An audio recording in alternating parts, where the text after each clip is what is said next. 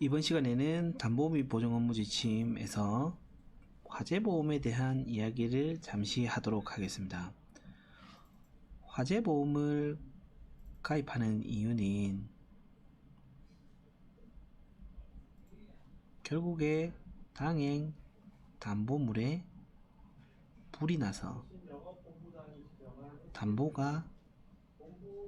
가치가 급격히 하락하는 걸 방지하기 위해서 화재보험을 가입하고 있습니다. 즉 담보용 동산이나 부동산을 담보 취득하는 경우에는 화재보험 가입은 선택이 아닌 의무입니다.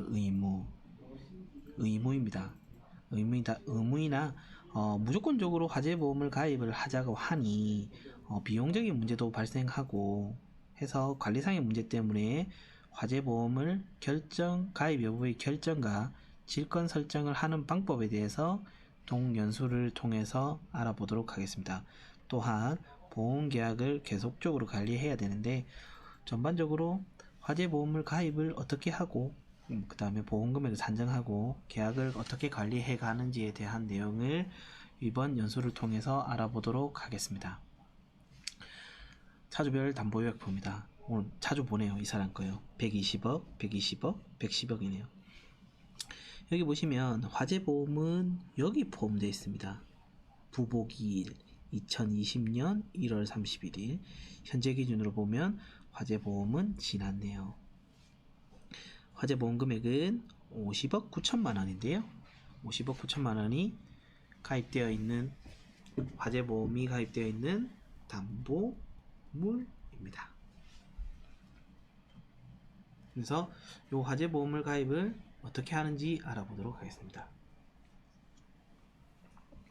먼저 38조에 보시면 화재보험 가입 대상이 있습니다. 여신의 담보물건인 경우에는 동산 및 부동산인 경우에는 화재의 대상, 이재 이꼴 화재입니다. 화재가 나서 소실의 대상이 되는 물건에 대해서는 화재보험 또는 해상보험, 항공보험, 자동차 손해보험 등을 가입해야 한다. 다만 그럼에도 불구하고 다음의 경우에는 하지 아니할 수 있다라는 건데요. 다음의 경우가 중요합니다. 담보물건이 아파트, 단독주택, 연립주택, 다세대주택, 주거용 오피스텔, 아파트 상가인 경우에는 내규에도 불구하고 화재보험을 가입하지 아니할 수 있습니다. 이에 반해서 비슷하게 생겼지만 아파트 상가와 상가의 차이점을 꼭 기억을 하시고 아파트 단지에 인접해 있는 아파트 상가에 부속해 있는 아파트 상가는 화재보험 가입 대상이 아니나 일반적으로 분양 등기되어 있는 상가는 화재보험 가입 대상이라는 거 꼭 기억을 해주시고요. 그럼에도 불구하고 담보 종류와 상관없이 총료신 5천만원 이하의 차주 또는 보험 가입 금액이 5천만원 이하인 경우에는 편의상 화재보험을 생략하실 수 있다라는 것을 생각을 해주십시오. 그렇기 때문에 정리해서 보면 모든 부동산은 화재보험을 가입을 해야 됩니다. 실질적으로 저희가 주택담보대출을 많이 취급을 하나 실무적으로 담보취득만 하지 화재보험을 잘 가입하지 않는 이유는 당행 내규에서 경험론적으로 보니까 아파트나 단독주택, 연립주택, 다세대, 주거용 오피스텔, 아파트 상가는 불나는 경우가 조금 드물더라. 그래서 화재보험을 생략할 수 있기 때문에 가입을 안 하는 겁니다. 근데 가입하실 수도 있습니다. 그 다음에 총여신 5천만원 이하, 보험가입 금액 5천만원 이하인 경우에는 화재보험 가입을 생략하실 수 있습니다. 또한 혹여 담보물이 1개 이상일 경우에는 각각 담보물건 기준으로 보험가입 생략 대상을 결정을 하시고요.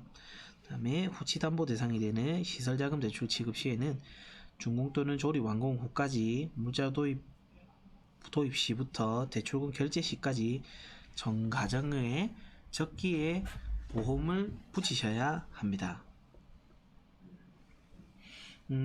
그러면 보험가입 대상은 다음과 같은데 앞서 살펴본 것과 같은데 그럼 보험가입 금액을 어떻게 산정할 것이냐 라는 것인데요. 왜냐면 너무 작게 보험가입을 해도 안되고 너무 많게 보험가입을 해도 안되기 때문입니다. 화재 대상이 되는 담보물건의 보험가입 금액은 원칙적으로 피담보 채무의 범위에 속하는 여신금액에서 초우량음과 초우량음에는 팩토링 채권, 당행 수신담보, 지급보증서, 신용보증서 등을 대출로 한 대출금을 공제한 순대출금, 순대출금을 기준으로 합니다. 그러나 순대출금 기준으로 결정을 하되 다만 그럼에도 불구하고 보험가입 금액은 담보물건의 감정심사평가액을 초과하지 않습니다. 그러니까 보험가입 금액이 만약에 20억이에요. 근데 심사평가액이 10억짜리 물건인데 20억을 가입을 해봤자 가치가 10억짜리밖에 없는 물건이기 때문에 보험사에서 10억밖에 돌려주지 않습니다. 예를 들면 그렇기 때문에 보험가입 금액과 대출금액의 차이를 조금 이해를 잘 해주십시오. 가장 많이 하는 부동산을 살펴보시면 보험가입 금액이라 하면 순대출금액의 선순위 설정과 선순위설정을 더해주고 대지감정가액을 빼줍니다. 곱하기 120% 하시고 기가입 금액 또는 순대출금액 120%를 하시면 보험가입 금액이 산정을 하실 수 있습니다. 그래서 이거는 조금 이해를 해주시고요. 예를 들면 이런 거죠. 앞서 말한 내용에 따라서 공제할 걸 다 공제했는데 순대출 금액이 10억인 상황입니다. 근데 선순위 설정이 없고 대지감정가액이 5억이다. 5억이면 5억에 120%인 6억을 화재보험 가입을 하시면 됩니다. 그러나 만약에 이 대지감정가액이 담보가 철철 넘쳐서 20억짜리다 하면 순대출금액보다 대지감정가액이 크지 않습니까? 즉 건물에 불이 난다 하더라도 대지가액으로 대출금 회수가 가능하기 때문에 화재보험을 가입할 필요가 없더라라는 거죠. 그래서 이 산식을 이해를 해주시면 좋을 것 같습니다. 근데 여기 보시면 최근에 생긴 조항인데요. 집합건물 같은 경우에는 대지감정가액을 정할 수가 없어요. 대지감정가액을 정할 수가 없기 때문에 보통 토지 및 건물을 일괄평가합니다. 그렇기 때문에 화재보험을 좀 많이 가입해야 되는 상황이 발생하는데 이 집합건물에는 지분권이라는 게 있기 때문에 예를 들어서 5층 이하의 건물은 감정가액을 40%, 5층 초과의 건물은 감정가액 30%를 토지가액으로 볶고 보험금을 산정할 수 있다. 이렇게 되어 있지 않습니까?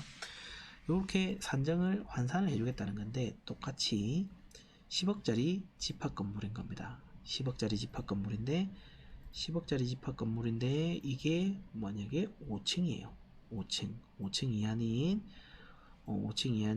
40%를 감정가액의 40%를 대지가격으로 인정해 준다 했으니까 10억의 40%는 대지가격인 겁니다. 그래서 순대출금에서 4억을 빼주면 6억이 되고요. 6억의 120%인 6억의 120%를 곱하셔서 7억 2천만 원을 7억 2천만 원을 화재보험을 가입하시면 됩니다. 근데 똑같은 감정가를 가지고 있는데 이게 만약 10층이다 하면 5층 초과는 30%를 대지가격으로 인정을 해주니까 3억을 대지가격으로 보시고 7억에 120%를 화재보험 가입을 하시면 됩니다. 보험계약자는 담보물의 소유자입니다. 보험계약자는 은행이 아닙니다. 담보물 소유자로 하여 체결하게 하고 보험금액에 대한 보험료는 채무자 부담입니다. 채무자. 은행이 아니더라. 근데 다만 그럼에도 불구하고 채무자가 화재보험을 가입하지 못하는 상황이 있어서 당행이 계약하는 경우에는 사전에 당행의 채권보전 및 소유자의 피보험 이익을 위하여 한다는 표시를 하여야 하며 그 뜻을 보험에 기재하셔야 되고 계약자에게 직접 교부하겠다는 뜻을 부기하셔야 합니다.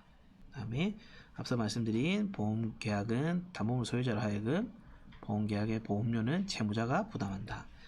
그렇다면 보험은 전화만 잘하면 돼요. 저희는요. 갱신 또는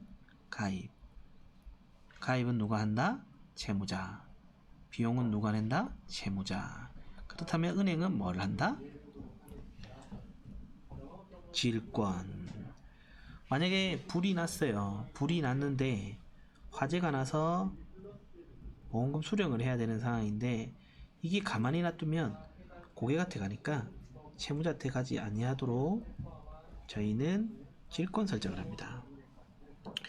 지휘권 설정은 지휘권 설정 승낙 청구서에 의해서 피보험자와 당행 연소함으로써 보험회사의 지휘권 설정을 승낙받고 보험증권에는 확정일자를 받아 나중에 분란의 소지를 제거하여야 합니다. 그래서 화재보험은 전화를 잘하는 게 실무적으로 중요하더라.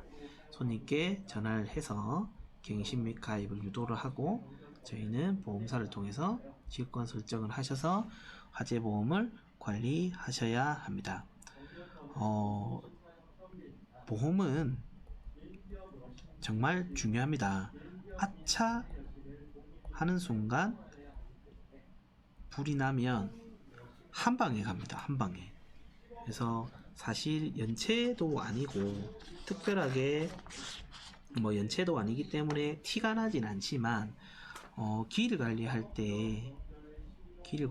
때 화재보험은 전화 한 통만 잘 하면 되는데 관리가 잘 안 되면 서로 난감한 상황이 발생을 하니 화재보험은 기일 관리를 잘 해주시기를 실무하실 땐 잘 해주시기를 바랍니다.